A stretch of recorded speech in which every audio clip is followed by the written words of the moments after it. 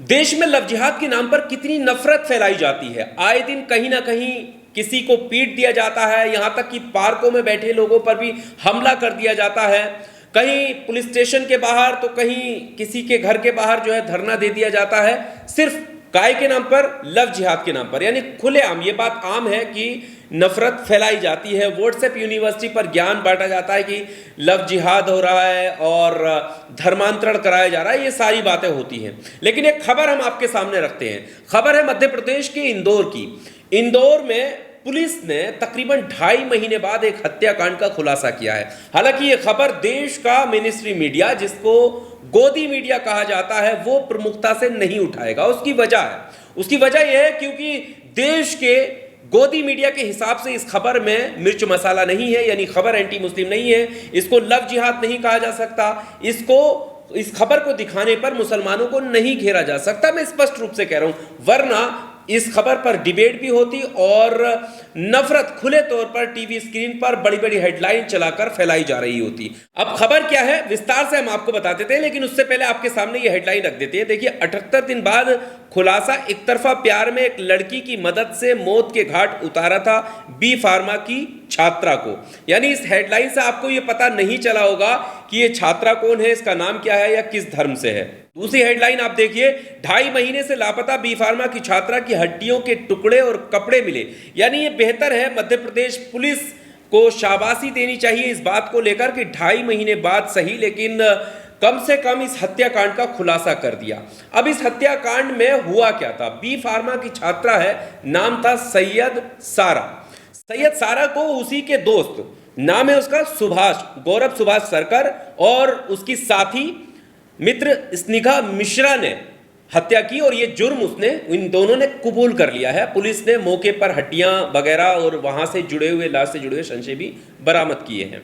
ये मामला क्या था, ये हत्या क्यों की? गौरव ने बताया कि गौरव मृतका सारा को पसंद करता था, उससे एक तरफा प्यार भी करने लगा था। सारा के मना करने पर गौरव ने उसकी हत्या करने की योजना बनाई। यानी सारा ने प्यार करने से मना कर दिया और पीछा करने से मना कर दिया, तो सुभाष नाम के व्यक्ति ने उसकी दोस्त के साथ मिलकर सारा की हत्या करने का प्लान बनाया। गौरव और सारा की दोस्त स्निग्धा उसे अपने साथ घूमने का बहाना करके एक सुनसान जगह ले गए और मौका पाकर स्निग्धा ने सारा के हाथ पीछे से पकड़े और गौरव ने गला घोट दिया। फिर चाकू से गला काट कर एक बोरी में भर दिया और जंगल के पास झाड़ियों में फेंक दिया। अब 78 दिन बाद उसकी लाश मिली है।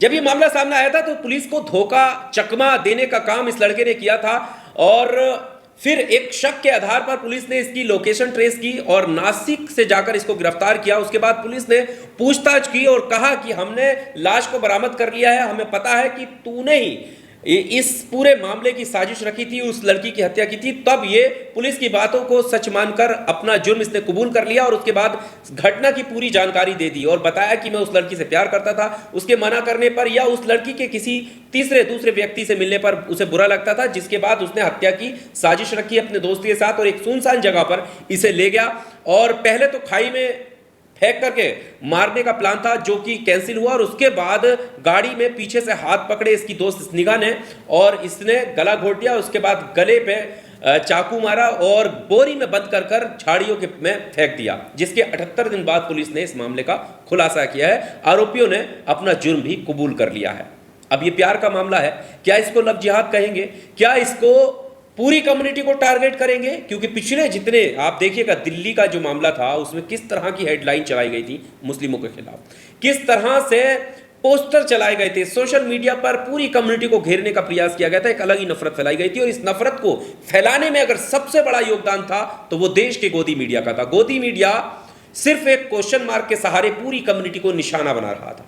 क्या अब इस खबर को इस तरह से दिखाया जाएगा? जैसे मैंने शुरुआत में कही, इसलिए नहीं दिखाया जाएगा क्योंकि इस खबर में मिर्च मसाला देश के नफरती मीडिया के हिसाब से नहीं मिलेगा, इसलिए इस खबर को इतनी प्रमुखता से नहीं उठाया जाएगा। और यहां पर हमने हेडलाइन आपको दिखाई दी।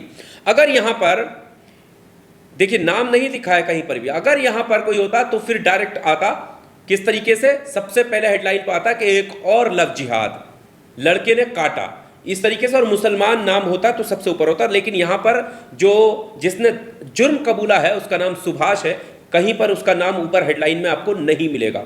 यही बात है कि देश का गोदी मीडिया एक तरफा खबरें किस तरह से चलाता है। अब बात कर लेते हैं मध्य प्रदेश की सरकार की। देखिए, इतना बड़ा हत्याकांड 78 दिन बाद खुलासा हुआ।